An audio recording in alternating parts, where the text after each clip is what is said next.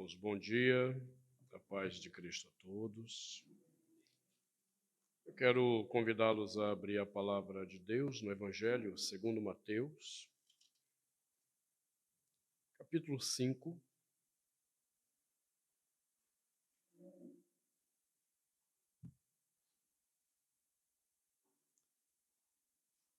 versículo 1 e 2.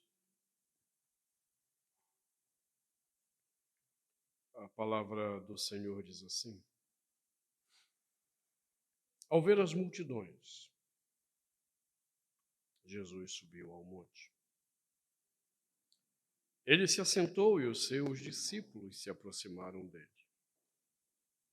Então, ele passou a ensiná-los. Oremos. Senhor, dá-nos a graça de compreendermos, proclamarmos e vivermos a palavra que de Ti recebemos mediante Teu Espírito. Ajuda-nos nessa manhã a examinarmos a nossa própria fé e a nossa caminhada. Converte-nos a Ti.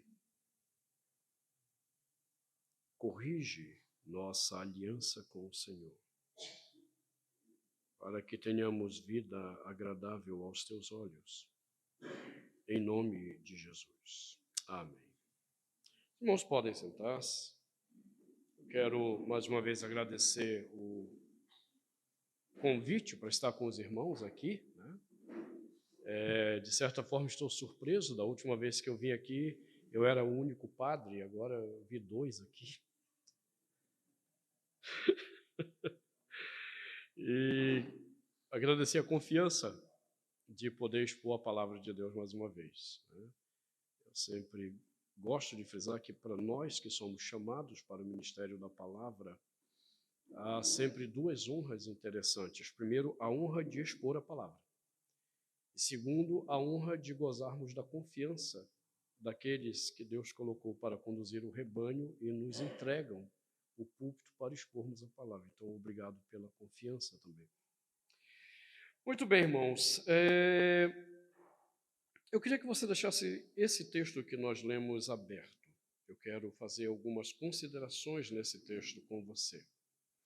Mas essas considerações, elas nascem de algumas inquietações que já há algum tempo nós lembramos a igreja que eu pastoreio. Há mais ou menos uns 4 anos atrás, 5 anos atrás, um casal me procurou. Hoje esse casal é membro na minha igreja, porque eles estavam muito abatidos com uma situação. Eles criaram seus filhos na igreja e sempre seus filhos deram sinais de compreender a fé que estavam vivendo. Porém, quando um deles entrou na chamada fase da adolescência, ele começou a revelar algumas rebeldias do coração. E quando ele chegou à idade adulta, ele decidiu se afastar da igreja e revelou aos pais que era homossexual. E aquilo os abateu profundamente, porque, olhando num primeiro momento para o histórico do filho, eles não esperariam isso. Mais recentemente, uma outra senhora que veio congregar conosco me pediu para fazer uma visita a ela. E quando eu fui visitá-la, ela compartilhou comigo um drama do seu filho. Seu filho também criou os filhos, ou no caso dela, os netos, na igreja. E, mais uma vez, a história é de um menino envolvido com a igreja, engajado com a igreja. E quando chegou o momento de ir para a universidade, esse menino teve a cabeça virada, de tal maneira que ele não somente se afastou da igreja, como ele se assumiu homossexual e passou a ser membro, né, frequentador, adepto, até melhor dizendo, adepto da Umbanda. E agora aquela família estava lá destruída. E aquela avó arrasada. E eu poderia passar um bom tempo contando muitas dessas histórias que eu tenho visto. Apenas para não ficar no campo dos filhos, nesse exato momento eu estou cuidando de um casal há quase um ano, que eu os conheci há mais de 10 anos atrás. Um casal que você olhava, uma vida engajada com a igreja, e quando eles me procuram, para ser mais exato, o marido me procura no ano passado, a história é assustadora. Depois de 20 anos de casamento, a esposa decidiu traí-lo. E não foi traí-lo com um homem, com vários homens. E quando ele contou, eu fiquei assustado, porque eu os conhecia e jamais podia imaginar isso da esposa dele. O engajamento na igreja, o engajamento ministerial na igreja, eles chegaram a cuidar do departamento de adolescentes da igreja deles. Então, perceba, essas histórias nós temos ouvido multiplicando-se nos dias atuais. E então, a pergunta bem básica que surge é: como isso pode acontecer? Como essas coisas estão se reproduzindo de uma forma tão assustadora e de uma forma abrangente nas igrejas? Nós não estamos falando de pessoas apáticas à igreja. Nós não estamos falando de frequentadores da igreja, mas pessoas que eram engajadas na igreja. E sempre que eu vejo esses quadros, eu me remeto aos relacionamentos de Cristo com as pessoas nos evangelhos. Porque nos evangelhos nós encontramos dois grupos especificamente que estão ao redor de Jesus. No texto que nós lemos, esses dois grupos estão bem claros. Versículo 1 do texto de Mateus que lemos diz assim que, ao ver as multidões, Jesus subiu ao monte. Ora, as multidões dizia respeito não ao número de pessoas, mas à variedade de pessoas que andavam ao redor de Cristo. Porque, veja, não existe um conceito de multidões no plural. Multidão já é multidão. Então é interessante quando o texto grego usa a ideia do plural, e às vezes a gente está achando que diz respeito a muita gente, e não é. A ideia de estar no plural é o indicativo da variedade, é gente de tudo que é tipo. E nós encontramos a primeira descrição dessa multidão no versículo 23. Observe 4:23, diz: Jesus percorria toda a Galileia, ensinando nas sinagogas, pregando o evangelho do reino, curando todo tipo de doença e enfermidade entre o povo. E a sua fama correu por toda a Síria. Trouxeram-lhe então todos os doentes, acometidos de várias enfermidades e tormentos, endemoniados, epiléticos, paralíticos, e ele os curou. E da Galileia, de Decápolis, de Jerusalém, da Judéia, do outro lado do Jordão, numerosas multidões o seguiam. O texto não diz respeito a muitas pessoas, mas a uma variedade grande de pessoas de diversos lugares que agora se acercam de Jesus. Porém, quando chega no versículo 1, a sequência do discurso, diz que Jesus, vendo essas multidões, ele toma uma atitude que é muito típica dele nos evangelhos. Jesus é o típico líder espiritual antipático para a nossa geração. O que um líder espiritual faria se ele visse tanta gente o cercando na nossa atual cultura? Ele ia, com certeza, querer estar perto. Ele ia, dependendo do seu coração, achar o máximo ver aquele grupo de pessoas. Mas é interessante que nos evangelhos, todas as vezes que essas multidões se formam, Jesus se afasta delas. E não é diferente aqui. Vendo as multidões, Jesus subiu ao monte. E agora observe, ele se assentou e os seus discípulos se aproximaram dele. Não foi a multidão. A multidão não é contada entre os discípulos. Os discípulos foram descritos a partir do capítulo 4, versículo 17. Na verdade, desde o versículo 12. É ali que começam a se formar os discípulos. E aqui, então, nós encontramos dois grupos que transitam com Jesus. O grupo da multidão e o grupo dos discípulos.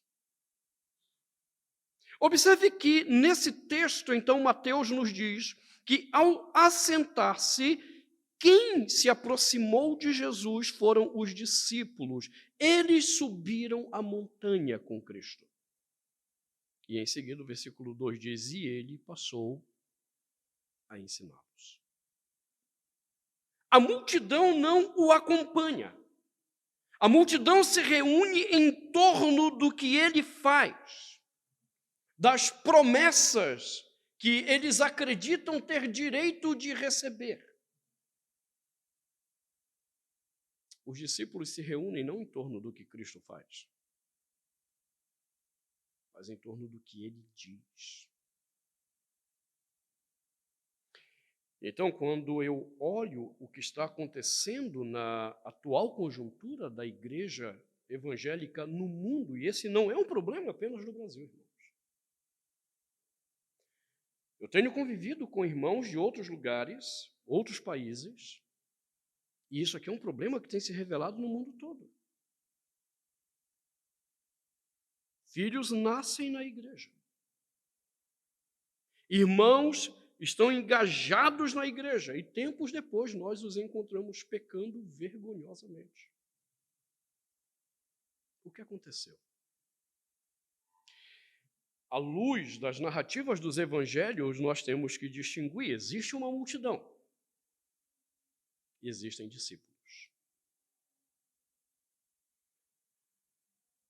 O que a igreja às vezes tem feito é formar fariseus no meio da multidão, não discípulos. E então, quando esses irmãos que fazem parte do grupo da multidão se veem desafiados pelo seu tempo, pela sua cultura, pelos seus desejos pessoais, eles são apenas fariseus prontos a se rebelarem contra o sistema religioso, porque ao longo de toda a caminhada não se tornaram de fato discípulos. E essa é uma das razões teológicas porque nós encontramos essa reação de Jesus nos evangelhos de sempre se afastar da multidão. Ele não faz questão de andar com a multidão. Em alguns momentos, Jesus chega a ser muito duro com a multidão, do tipo, vai embora. Você deve lembrar do Evangelho de João, quando ele dá palavras muito duras, aquelas multidões, e as multidões ficam escandalizadas com o que Jesus diz e vão embora. E aí os discípulos, olha a distinção de novo, chegam para ele, Senhor, mas o Senhor foi muito duro com o que o Senhor disse. E é interessante que a reação de Jesus não é verdade, rapaz, fui duro, podia ter pegado mais leve. Ele diz, não, vocês também querem aproveitar e ir embora? Aproveitem e vão embora. E Pedro olha e diz, mas Senhor, para onde nós iremos? Só tu tens as palavras de vida eterna. Percebe? Jesus não é um cara simpático com a multidão. Porque, de fato, ele não está preocupado em ter multidões ao redor dele. A questão dele é formar discípulos. Quando ele sobe a montanha e passa a ensinar esses discípulos, o Sermão do Monte, ele é todo estruturado para formatar o caráter do discípulo de Jesus. Observe que a primeira parte, as chamadas bem-aventuranças, dizem respeito ao caráter que tem que se manifestar em um discípulo de Jesus. Infelizmente, algumas traduções e alguns livros deturparam o conceito das bem-aventuranças. E colocaram lá, felizes aqueles que. E você encontra livros, 8 passos para a felicidade segundo Jesus. O problema é que a palavra grega que ele utiliza, a palavra makarios, tem que ser interpretada à luz do judaísmo e não à luz do mundo grego. Na filosofia grega, essa palavra makarios tinha a ideia de felicidade mesmo. O problema é que o ambiente de Jesus é judaico. E a palavra makarios nada mais era do que a tradução da palavra hebraica ashirê, que aparece no Salmo 1, e diz respeito à virtude de pessoas, ao caráter de alguém. Então, a nossa tradução, quando diz bem-aventurado, ela não está realmente tão errada, mas também não está certa. Ela não consegue captar exatamente o sentido que Jesus empreendeu na palavra makarios. É interessante que João Calvino e os reformadores já tinham entendido isso. Calvino tem um livro chamado Beatitudes, onde ele explica essa questão como virtudes e não como passos para você ser feliz. Então, o que Jesus começa a mostrar na bem-aventurança é qual é o caráter que eu quero ver em você, que é meu discípulo. Você que não se contenta em estar numa multidão mesquinha em busca de algo pessoal, mas que quer ser discípulo de fato. Então, as bem-aventuranças trabalham esse caráter. E é interessante que quando ele termina de falar, ele fala então do sal e da luz para dizer, ok, se vocês têm esse caráter, vocês são sal e luz para o mundo. Perceba, Jesus não diz, vocês devem ser. Você tem que lutar para ser. Não. Se você está desenvolvendo o meu caráter em você, você é. Não será. Agora, para que você seja sal e luz, ele diz, você precisa aprender a praticar a lei de Deus. A partir do versículo 17 até o capítulo 6, todinho, ele vai mostrando como a lei de Deus agora é vivida na vida desse discípulo. Não é uma lei legalista, é uma lei de dentro para fora. Observe que ele diz, vocês ouviram o que foi dito. Versículo 21. Não matarás. Eu digo a vocês, se você simplesmente xingar o teu irmão, você já matou. Por quê? Porque para o caráter dele em mim vai exceder a justiça de um fariseu. Ela vai além, ela não se contenta apenas com o ato exterior. Ela, na verdade, busca a transformação a partir de dentro de mim. E todo o jogo de palavras de Jesus até o capítulo 6 é exatamente para mostrar que se eu tenho o caráter dele, eu sou sal e luz para o mundo porque eu revelo uma vivência da lei de Deus em mim, dentro de mim para o mundo. E então, no capítulo 6 do Sermão do Monte, ele começa a mostrar como nós cultivamos isso. Nós cultivamos isso por meio de práticas espirituais. E essas práticas espirituais contemplam, primeiramente, olhar para o próximo na sua necessidade, contempla a oração, buscar a Deus, contempla o tempo de jejum para quebrantamento do meu coração e para moldar o meu caráter. E depois de ensinar isso, Jesus nos mostra os perigos que nos cercam para que esse caráter não se desenvolva em nós. Ele nos fala do problema dos tesouros do coração, da maneira que nós estamos olhando o mundo e a quem nós estamos servindo. E esses três eixos controlam as preocupações da vida que nos afastam da capacidade de continuar olhando para Cristo e seguindo a Cristo. E então ele entra no segundo eixo, mostrando como a nossa religiosidade pode intervir, atrapalhando esse processo de crescimento à luz da imagem dele em nós.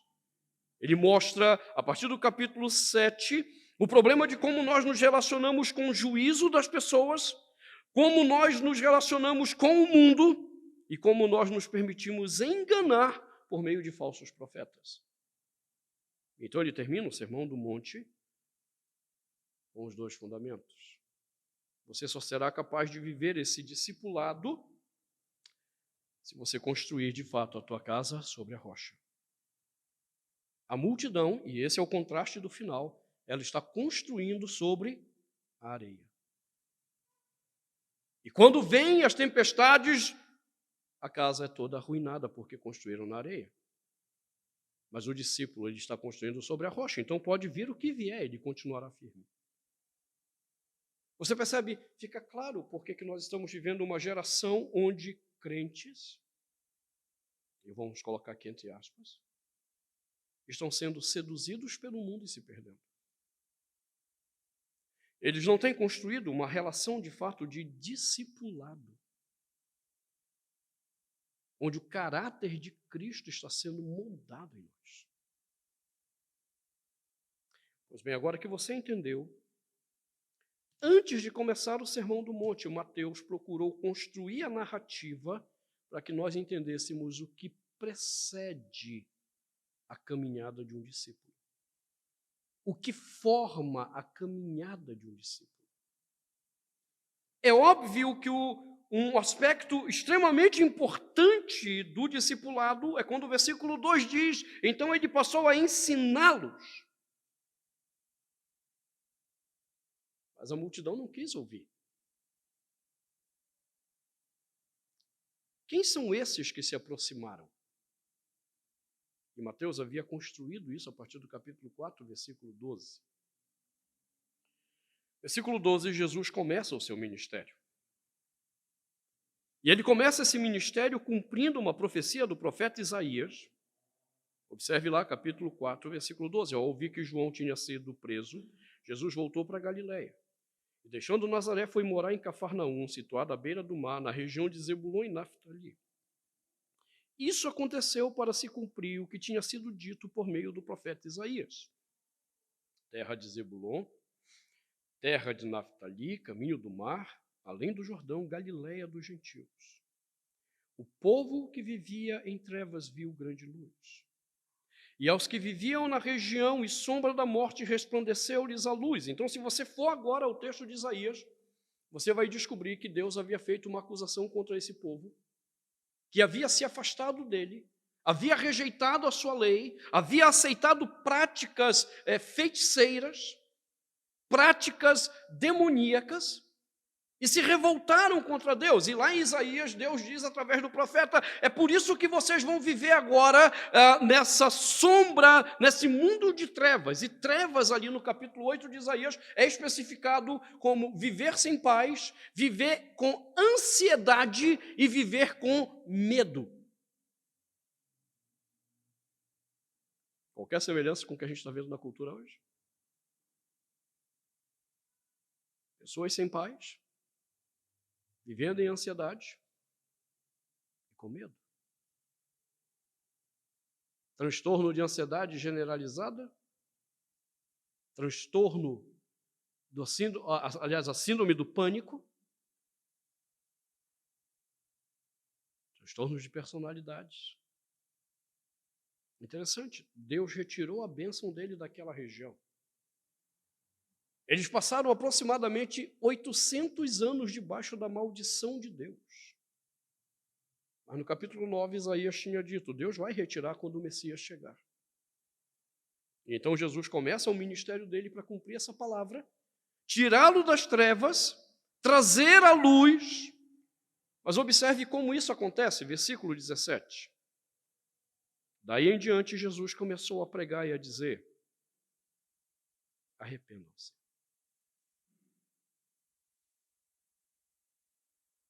Nenhum discípulo genuíno nasce fora do arrependimento.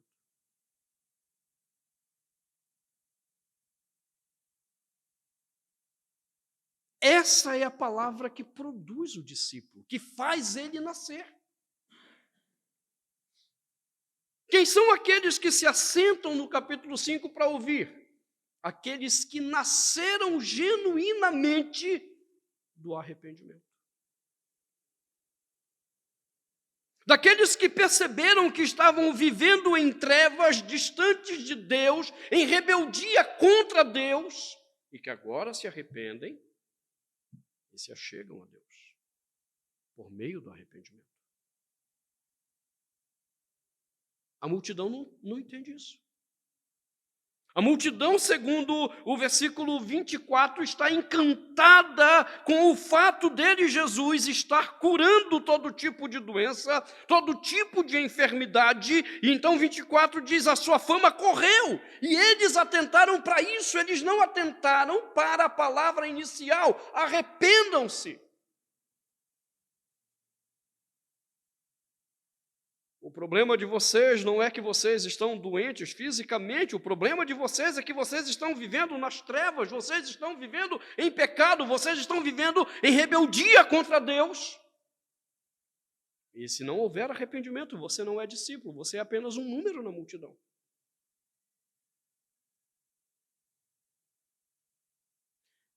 Observe o que é que as igrejas estão fazendo. Elas estão preocupadas em aumentar a multidão. Elas não estão preocupadas em discipular pessoas. Nós estamos focados em números. O sucesso ministerial de um pastor é quanto a igreja dele cresceu. Não é quanto os seus membros têm amadurecido a imagem de Jesus. E então, por que nós nos surpreendemos quando membros das nossas igrejas começam a se perder dessa maneira? Nossos jovens começam a buscar, em algum momento de sua rebeldia, todo o mundo com seus prazeres, nas suas diversas manifestações de rebeldia contra Deus, e até mesmo pessoas que julgávamos honradas se entregam a escândalos, porque eram apenas multidão que não entendeu que ser discípulo começa por arrependimento. Nós vivemos uma cultura que ainda diz para a gente, não tenho por que me arrepender. Porque se eu não tivesse feito, eu não saberia como é que era. E tenta justificar ainda, como se fosse válido. Como se houvesse alguma virtude na vergonha de viver em rebeldia contra Deus. Como é que nós sabemos que somos discípulos? Olhe para a sua vida e veja do que você ainda é capaz de se arrepender.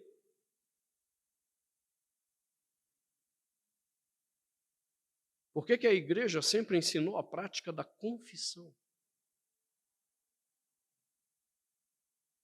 Por que nós precisamos confessar pecados?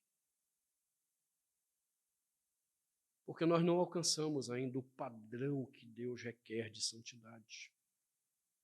Então, com certeza, todo dia eu tenho razões para confessar a Deus meus pecados. Todos os dias eu tenho que olhar para Deus ainda arrependido de não conseguir viver da forma agradável que Ele quer. mas ao mesmo tempo sabendo que esse Deus requer esse arrependimento, e isso é suficiente para que eu possa viver em paz com Ele. Onde o arrependimento não é neurótico. O que é neurótico é a culpa. A culpa é neurótica. Porque a culpa não consegue compreender que, a despeito do nosso pecado, o que satisfaz a Deus é o nosso arrependimento.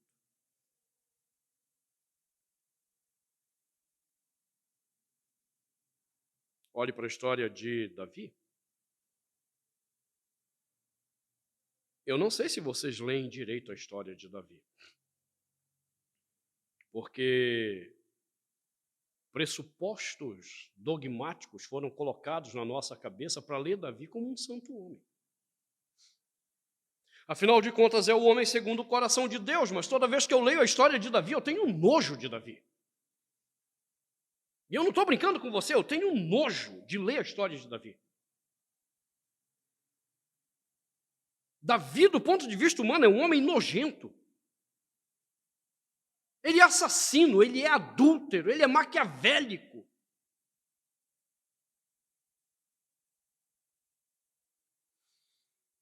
E a Bíblia diz, ele era um homem segundo o coração de Deus. Por quê?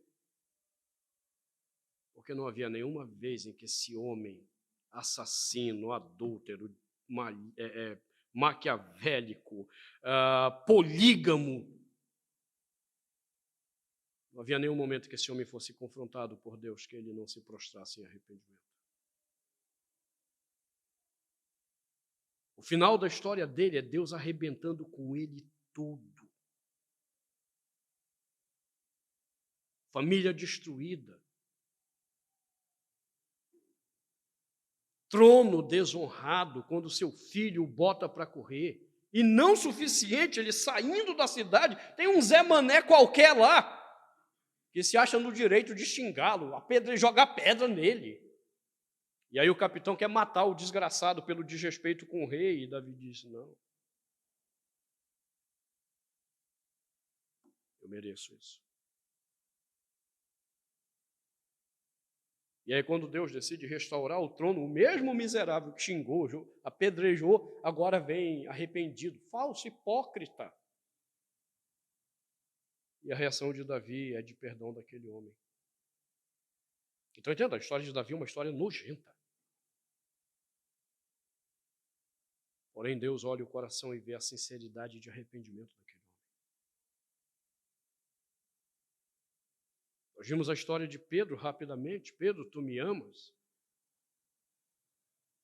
E Pedro traiu Jesus vergonhosamente. E a única coisa que Cristo espera ver daquele homem é arrependimento.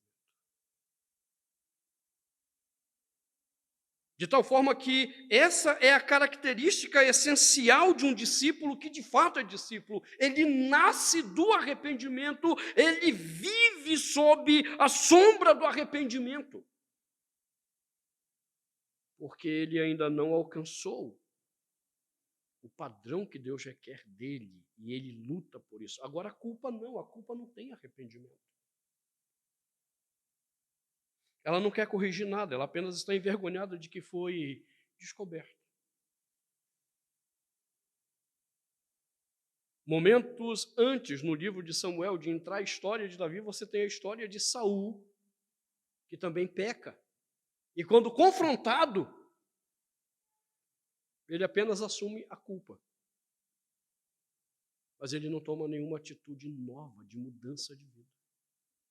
É interessante que na narrativa de Samuel, Saul é apresentado como o homem da culpa e Davi o homem do arrependimento. Nos evangelhos não é diferente. Judas é apresentado como o homem da culpa e Pedro o homem do arrependimento. Quem está na multidão como Judas, o máximo que vai sentir é culpa, não arrependimento. Jesus começou a pregar dizendo, arrependam-se, porque está próximo o reino dos céus. Um reino que nos confronta, um reino que nos acusa no tribunal e precisa ter o perdão. Do contrário, estamos perdidos.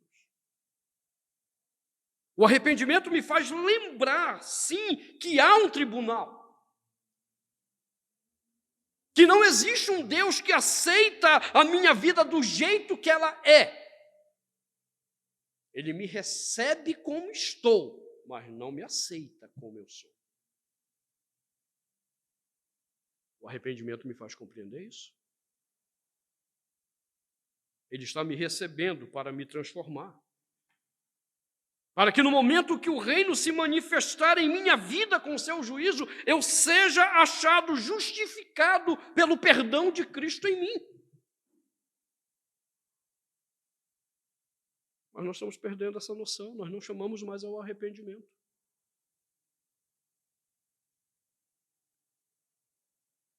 A gente quer trazer pessoas para a igreja para evangelizar pessoas. Não, entenda, o culto não é para o ímpio. O culto não é lugar de evangelização de ímpio, o culto é para o povo de Deus. Porque é no culto que nós refazemos nossa aliança, é no culto que nós nos arrependemos e refazemos o nosso compromisso com Deus de perseguirmos a santidade. A igreja quer que a gente pregue mensagens evangelísticas para o ímpio. Não, o ímpio eu prego lá fora. A evangelização se faz, segundo o Evangelho de Mateus, andando. Fazei discípulos, indo e não ide. Tradução errada, não é imperativo aquilo. Se você pegar o Evangelho de Mateus e marcar essa palavrinha, esse verbo que lá no grego está no particípio, indo, você vai ver que a evangelização ocorre no dia a dia, não é no culto. O culto é o lugar do povo de Deus se reunir para adorá-lo e, recebendo a sua palavra, examinar a si mesmo, vir em arrependimento, consertar a aliança daquilo que está errado. Aí então a gente entende por que pessoas estão anos na igreja e não entenderam nada do discipulado. A primeira característica essencial é arrependam-se. Essa análise que Mateus propõe da profecia de Isaías, ela é muito, muito rica. Há inúmeras questões envolvidas nesse arrependimento, que infelizmente não temos tempo exatamente para expor isso aqui. Há uns anos atrás, a minha equipe pastoral fez a exposição desse Sermão do Monte, começando no capítulo 4, versículo 12. Levamos quase 3 anos expondo isso dominicalmente à igreja. Mas a essência desse primeiro ponto é essa: arrependam-se. Veja quanto você está afastado daquilo que Deus diz em sua palavra. Veja quanto você se sente tentado por uma palavra espiritual que não a palavra de Deus. E isso está lá ligado ao texto de Isaías, capítulo 8 e capítulo 9. E lembra o que é interessante lá em Isaías? É que porque eles não estavam fazendo um caminho de arrependimento segundo a palavra, um caminho de arrependimento segundo a voz de Deus, o que eles estavam colhendo? Trevas que trazia envolvimento com feitiçaria e o que hoje seriam chamados de transtornos mentais. Ansiedade, medo,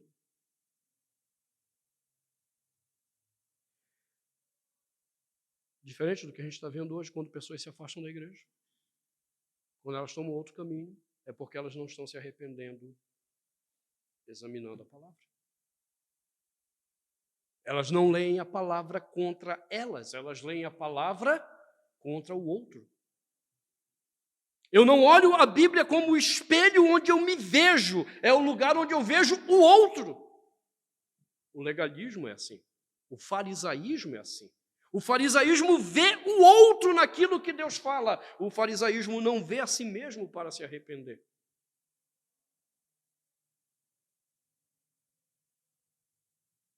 Pergunte a você mesmo, qual foi a última vez que você leu a palavra de Deus? e você se prostrou em oração, chorando, dizendo: Deus, eu estou pecando contra ti, porque eu não estou vivendo dessa maneira. Entende por que a segunda bem-aventurança é: bem-aventurados os que choram? Observe que no Evangelho de Mateus, aqueles que choram são os que choram diante dos seus pecados. Não é porque eles estão sofrendo de alguma coisa. É porque eles estão olhando para si mesmo diante de Deus, vendo que a sua vida não está de acordo com o padrão de Deus, e elas choram por querer viver segundo o padrão de Deus. Então elas precisam se arrepender.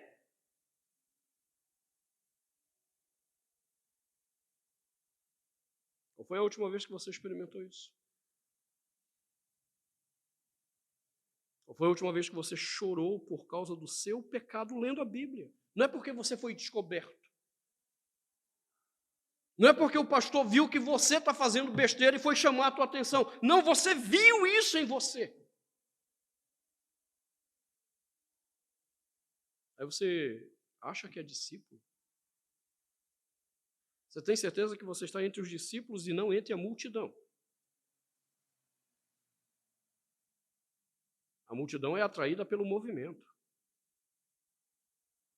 Os discípulos é atraído por aquilo que o seu mestre diz e os confronta. Mas observe que na narrativa, a partir do versículo 18 do capítulo 4, aparece uma segunda marca característica do discípulo, que vai sentar para ouvir Jesus. Antes de aparecer a multidão, versículo 18 diz assim: caminhando junto ao mar da Galileia, Jesus viu 2 irmãos, Simão, chamado Pedro, e André. Eles lançavam as redes ao mar porque eram pescadores. Jesus lhes disse: venham comigo, eu os farei pescadores de gente. Então eles deixaram imediatamente as redes e o seguiram. Pouco mais adiante, Jesus viu outros 2 irmãos, Tiago, filho de Zebedeu, e João, o irmão dele. Eles estavam no barco em companhia de seu pai, consertando as redes. E Jesus os chamou. Então, eles, no mesmo instante, deixaram o barco e seu pai e seguiram Jesus. Se você pegar para fazer uma análise da construção dessa narrativa, ela foi feita de uma forma igual. São 2 cenas com a mesma estrutura narrativa. Jesus encontra 2 irmãos. Primeira cena, Pedro e André. Esses irmãos estão fazendo alguma coisa. Eles estão tendo alguma ocupação profissional. Eles estão lançando redes porque são pescadores. Jesus, então, os chama. E então, o texto diz que eles largam tudo e imediatamente seguem a Jesus.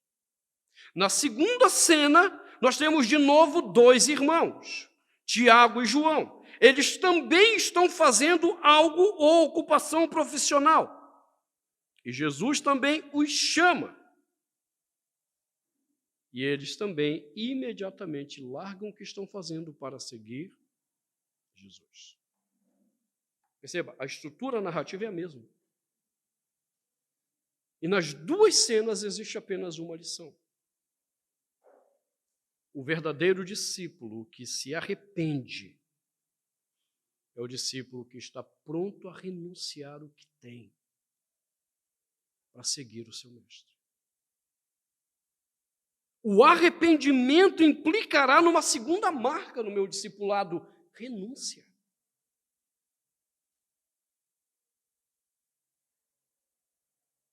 E é interessante porque a narrativa é contada com 2 histórias. Primeira narrativa de Pedro e André, eles são apenas profissionais da pesca. Eles são trabalhadores comuns. Na segunda cena, Tiago e João estão consertando redes. Isso aqui era o ofício dos donos dos barcos. Ou seja, Tiago e João são empresários da pesca naquela cultura. Por isso a narrativa tem os dois eixos. O chamado de Cristo não é restrito a um grupo apenas, a mentalidade socialista da igreja dos pobres. É um evangelho que conclama e chama a todos, independente da sua posição, porque todos precisam de arrependimento. E esse arrependimento requer renúncia.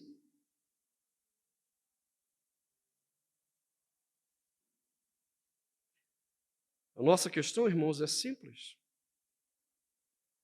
Quem anda como multidão não precisa abrir mão de nada. Quem anda como multidão não tem que renunciar a nada, está ali apenas para ganhar. Eles querem a cura, eles querem os milagres, eles querem expulsão de demônios que os atormentam, mas eles não precisam renunciar a nada.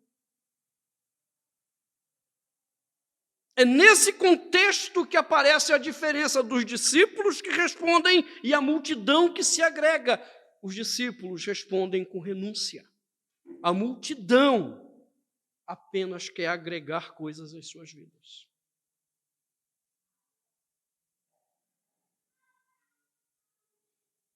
Aí a grande questão é quais são as renúncias de fato que você tem feito por Cristo e pelo seu reino.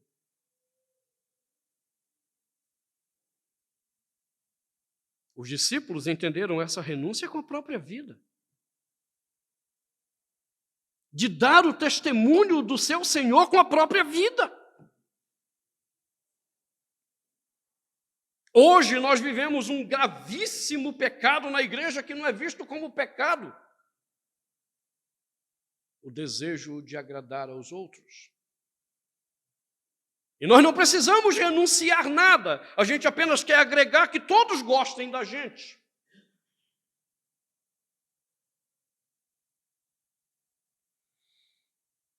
Então nós não precisamos falar da nossa fé no nosso trabalho, não precisamos falar da nossa fé na escola, na faculdade, em lugar nenhum. Porque nós não precisamos fazer renúncias nenhuma, só temos que agregar. Então nós podemos agregar a Deus, a Cristo, a Umbanda, o homossexualismo, o divórcio, o adultério. A gente só quer agregar, eu não preciso renunciar nada.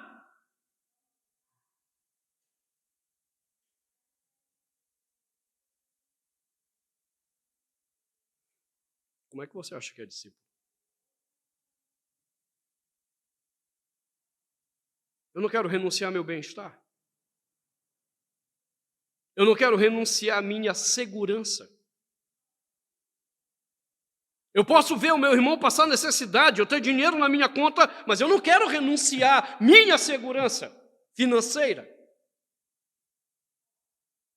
Aí você entende por que Jesus começa a questão de como nós cultivamos isso pela esmola? Porque esmolar na cultura de Jesus não era dar uns trocados. Era realmente ir e suprir a necessidade da pessoa. Nós não precisamos renunciar o nosso conforto para um tempo de oração. Nós não precisamos renunciar o nosso conforto para jejuar. Ah, para com isso, comer é tão bom. Nós não precisamos fazer renúncias.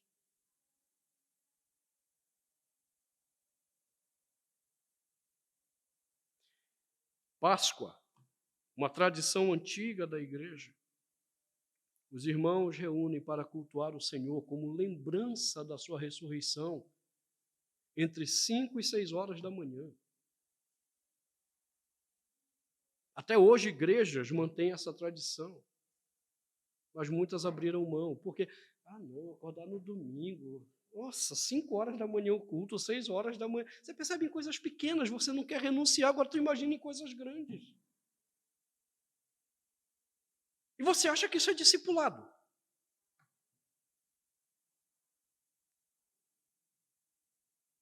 Pergunte a você mesmo quanto tem custado na sua vida seguir Jesus. Qual é o preço que você está pagando pela decisão de seguir a Cristo? Bom, aí você vai saber se você de fato é discípulo ou se você é apenas mais um na multidão. se você é apenas um bom religioso, fariseu, hipócrita, ou se um genuíno discípulo. Porque discípulos genuínos de Jesus estão prontos a fazer renúncias caras. É Pedro e André que viviam da pesca e agora simplesmente respondem, não sabem nem como vão comer agora. Tiago e João, que são empresários da pesca e estão abrindo mão de tudo para seguir aquele homem.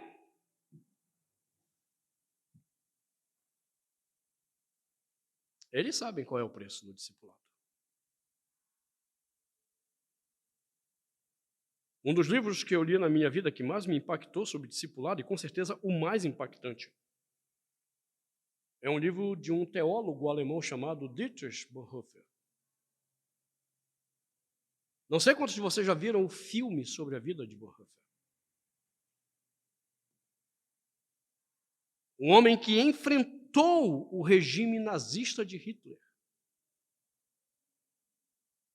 Um homem que foi tirado da Alemanha para ser professor universitário em Yale, nos Estados Unidos, e quando chegou lá, ele teve vergonha de estar fugindo e voltou para a Alemanha. Abriu um seminário para formar líderes que compreendessem a palavra e se opusessem ao regime diabólico de Hitler. Um homem que foi preso, levado para campo de concentração, e no campo de concentração escreveu os livros mais profundos de discipulado que eu li na minha vida. E 2 semanas antes de acabar a guerra foi executado. Esse homem escreveu um livro, literalmente o título em alemão e também em inglês é O Custo ou o Preço do Discipulado. No Brasil traduziram discipulado. Não capta o que esse cara está dizendo naquele livro. Não capta o que foi a vida dele como discípulo, de renúncia da própria vida pela verdade. De alguém que poderia ter ficado debaixo da igreja-estado sustentada por Hitler, mas que entendia que aquilo tudo era uma mentira, era uma falsa religiosidade cristã. Minha questão é, qual é o custo para você de ser discípulo? Custa quanto isso para você? É meramente acordar cedo, vir à igreja, e isso já é um grande sacrifício para você no domingo de manhã vir à igreja? É um grande sacrifício talvez vir participar de um tempo de estudo bíblico, isso é sacrifício para você? Não, o sacrifício do discípulo é o que você vive no dia a dia para cumprir a vontade de Deus, a despeito da cara feia das pessoas contra você. Do que isso vai implicar contra você. Há uma menina transgênero que ela faz aconselhamento comigo quando ela quer, ela some. E ela acha que é menino, ela já está tomando lá medicação dos hormônios e tal, está crescendo bigode. É interessante a relação dela comigo e com a minha família, porque ela diz, o senhor é homofóbico, o senhor é transfóbico. E ela fala isso com raiva, só por causa de uma questão, ela quer ser chamada pelo nome masculino que ela deu para... Eu disse, não, você vai continuar sendo essa menina para mim.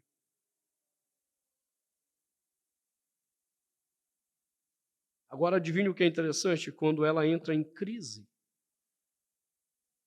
adivinha para onde ela corre? Para o homofóbico, transfóbico. E ela vai lá para a minha casa. E ela adora o suco de maracujá da minha esposa. Ela diz que é o melhor suco de maracujá que ela já tomou na vida dela. E a despeito de eu não abrir mão de que ela continua sendo mulher, e eu a chamarei pelo seu nome, e a despeito dela continuar me xingando e me denegrindo a imagem, ela só corre para minha casa quando ela precisa de ajuda. Você acha que eu estou preocupado com os xingamentos? Eu encontro professores hoje dizendo, pastor, eu não sei o que eu faço, porque agora eu tenho que respeitar o nome social. Filho, é o preço do discipulado. Não, eu não vou usar seu nome social. Ah, mas a escola vai me demitir. Ok, é o preço do discipulado. Nós não vamos usar a linguagem do mundo, nós não aceitaremos a linguagem do mundo, a ideologia do mundo. Não seremos desrespeitadores. Jamais. Por que essa menina continua buscando ajuda lá na minha casa? Porque um dia eu disse para ela, deixa eu te falar uma coisa. Quem te ama verdadeiramente sou eu, não são esses grupos que você anda de homossexuais e transgêneros. Por uma questão simples, na hora que você discordar deles, eles viram a cara para você e não querem saber de você. Eu amo você. Você pode me xingar como for. E você sabe que toda vez que você precisou de mim, eu estava lá a despeito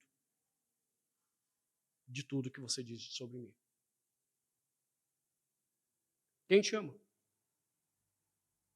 Ou seja, não é sermos desrespeitosos, mas nós não assumiremos linguagem mundana contra Deus.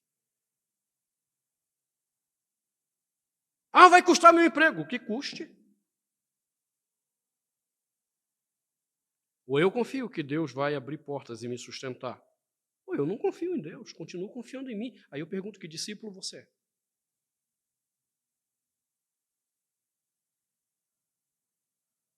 Pergunte-se quanto custa para você ser discípulo. E se a resposta que você tiver é que ser discípulo custa para você migalhas, de boa, você não é discípulo.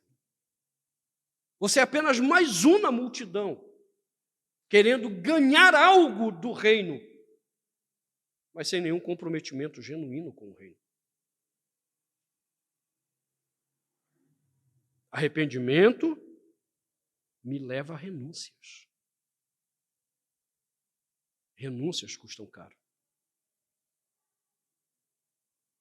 Renúncias não são baratas. Nós não vamos negociar a verdade nem a maneira de viver. E então, quando Jesus sobe ao monte, quem se aproxima? Não é a multidão. Porque ela não quer saber o que ela precisa mudar, se arrepender. Ela não quer saber quais as renúncias que ela tem que fazer.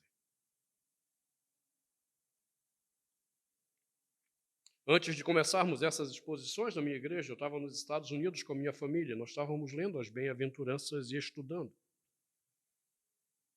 E para cada bem-aventurança eu perguntava aos meus filhos e à minha esposa, o que você precisa se arrepender quando você lê essa bem-aventurança?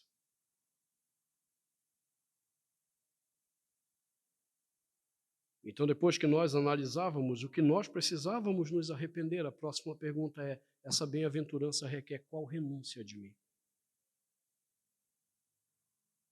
E quando nós terminamos as bem-aventuranças, nós continuamos a leitura do Sermão do Monte com essa pergunta, Senhor, o que o Senhor quer que eu me arrependa aqui?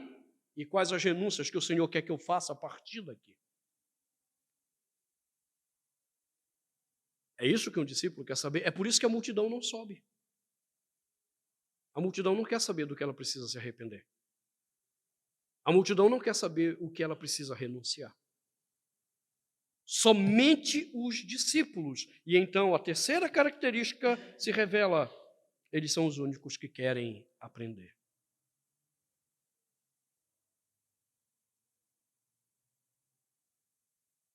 Veja quanta sede você tem de aprender de Deus. Veja quanto mais você quer conhecer de Deus mediante sua palavra.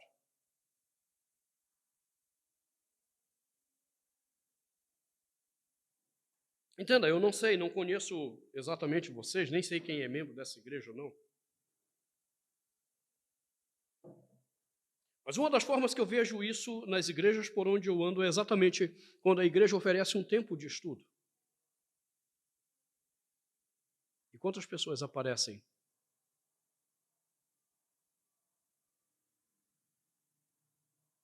Tranquilamente, só aparece quem é discípulo. Quem é multidão não se empolga com a oportunidade de aprender de Deus e da sua palavra.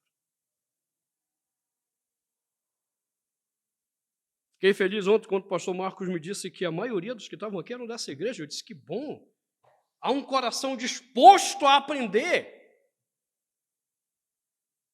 É verdade, há alguns que não podem vir por causa de trabalho, doença. Mas a multidão não vem porque não tem interesse de aprender.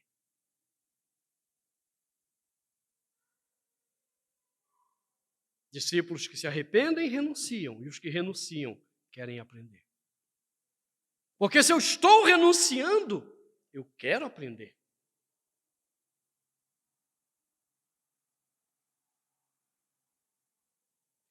Eu fui a uma igreja tradicional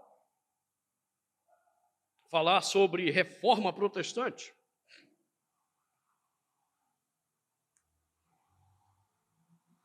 Tudo pago. Eles não tinham que gastar um centavo. Isso é um projeto de um vereador crente lá em São Luís. Cheguei lá. Tinham 3 membros da igreja. A coisa só não foi um fiasco do ponto de vista organizacional, porque pastores de outras igrejas levaram seus membros. Mas da igreja que recebeu, tinham 3. O pastor estava todo sem graça. Ele veio conversar comigo e disse, pastor, isso tem sido difícil para a gente. Ele disse, nós trouxemos aqui um desses doutores do Andrew Jumper.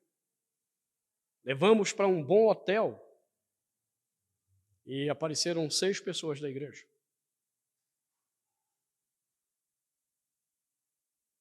O que é que está ficando claro?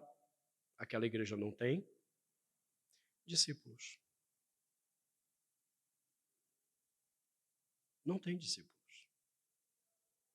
Porque discípulos anseiam aprender a palavra de Deus. Eles não perdem uma oportunidade.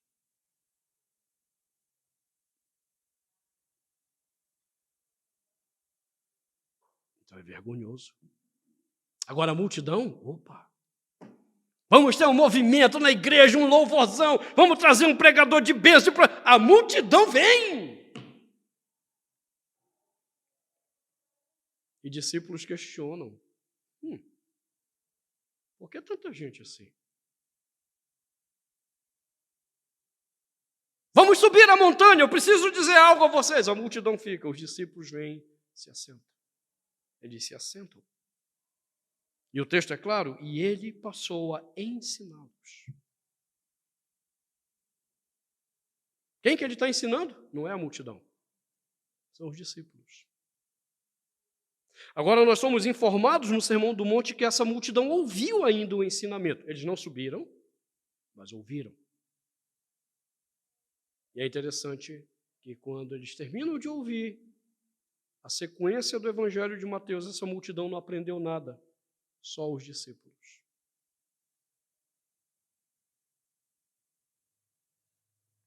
Você entende o que está acontecendo?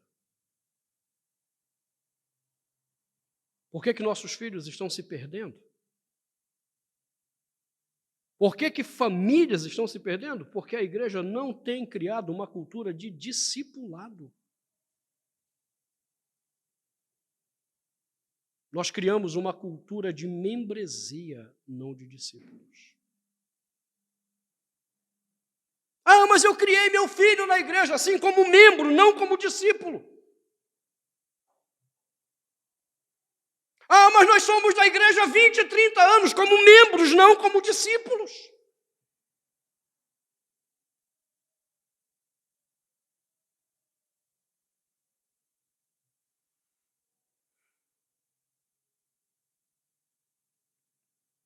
Não são os membros que vão para o céu.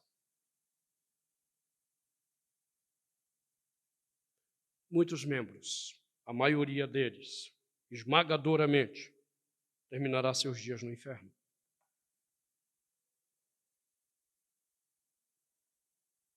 Só os discípulos alcançarão a salvação. Não se engane com a sua religiosidade.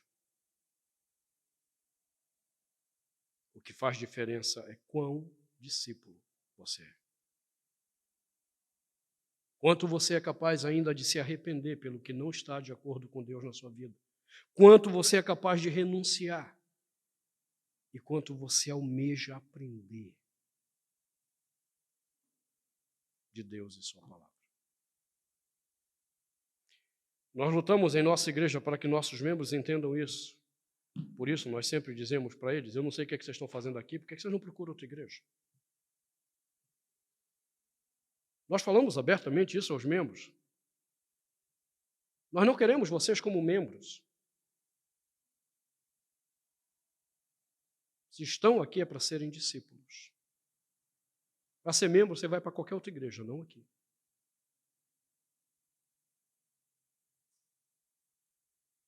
Eu fico feliz em ver a caminhada que vocês estão fazendo.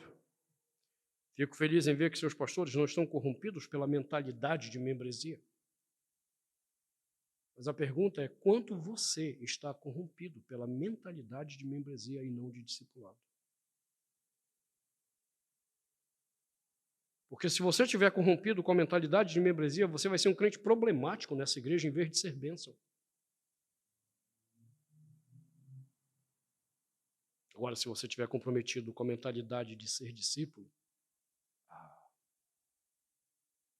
seus pastores serão abençoados também na convivência com vocês, como eu sou abençoado pela minha igreja. Vocês serão abençoados pela convivência com seus pastores. E a igreja funcionará como um corpo orgânico que está em crescimento. E não como um corpo morto que a gente tem que jogar perfume para o fedor não aparecer. De pessoas que estão mortas e não ressuscitadas espiritualmente. Meu convite a você nessa manhã é que se a sua vida não é a vida de um discípulo, você comece fazendo a coisa certa a partir de hoje. Arrependa-se. Corrija a sua postura com Deus. E assuma a postura de discípulo. Feche seus olhos, vamos orar. Pai, nos ajuda a compreendermos isso. Sabemos que o Senhor não se agrada de multidões. Sabemos que o Senhor requer daqueles que te amam uma vida de discipulado.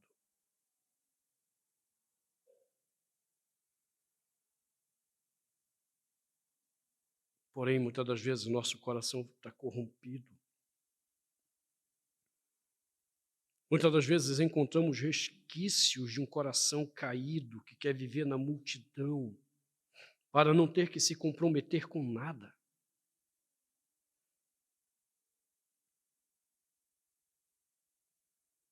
E se de alguma forma essa tem sido a experiência de alguém nessa manhã que tem recebido essa palavra, que o Santo Espírito converta esse coração a Ti. Traga-o em arrependimento sincero, com a disposição de fazer as renúncias que Teu reino requer e que o ensinamento da Tua palavra exige. E isso nós te pedimos, Senhor, em nome de Jesus. Amém.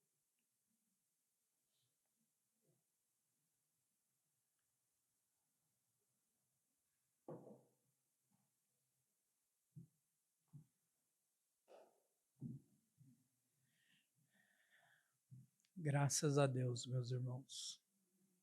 Como é bom ouvirmos a voz do Senhor. E na expectativa de que o Senhor tem falado conosco, vamos em pé, vamos orar, agradecê-lo por este culto, porque o Senhor tem nos capacitado nesta manhã para prestar culto a Ele. E ao ouvirmos sua voz, somos gratos a Ele por tudo que Ele tem falado conosco. E à medida em que Ele nos confronta, nós nos sujeitamos à Sua palavra e nos arrependemos e buscamos o Seu auxílio para vivermos essas realidades. Se você concorda comigo, curve sua cabeça e ore comigo nesta manhã. Senhor, muito obrigado. Obrigado por este culto, ó Deus. Tendo recebido do Senhor a capacitação para servirmos a Ti e prestar ao Senhor o culto que lhe é devido, encerramos neste momento, Senhor, te dando graças por tudo o que tem nos ensinado, por tudo o que tem falado conosco. Te agradecemos, Senhor, porque ouvir Tua voz é o que nós mais precisamos para vivermos de modo que Te honre e Te agrade neste mundo de trevas. Senhor, pedimos que o Senhor nos leve em paz aos nossos lares e que os nossos corações continuem ouvindo a Sua voz. Que em nossa mente, tudo o que o Senhor tem falado conosco nesta manhã, possa o Teu Espírito continuar ampliando cada aplicação, nos abrindo os olhos para situações de pecados em que precisamos nos consertar para verdadeiramente sermos Seus discípulos. Guarda os nossos veículos no retorno para os nossos lares. Deus, eu oro pelo pastor Ayrton, te agradecendo pela vida do teu servo, te agradecendo pelo privilégio de tê-lo conosco aqui ontem e hoje. Muito obrigado, Senhor. Eu quero orar pela sua esposa, pela sua família, pedir que o Senhor continue os abençoando, dando saúde, conduzindo-os em cada propósito para honrarem ao Senhor. Eu quero orar pela igreja dele, te agradecer pelos pastores daquela igreja, que dá ao pastor Ailton condições de se ausentar para poder abençoar outras comunidades. Obrigado pela vida dos membros daquela igreja. Obrigado, Senhor.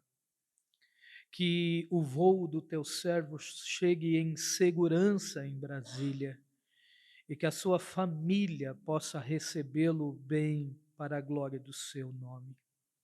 Receba a nossa gratidão, Senhor, por tudo, em nome de Jesus. Amém.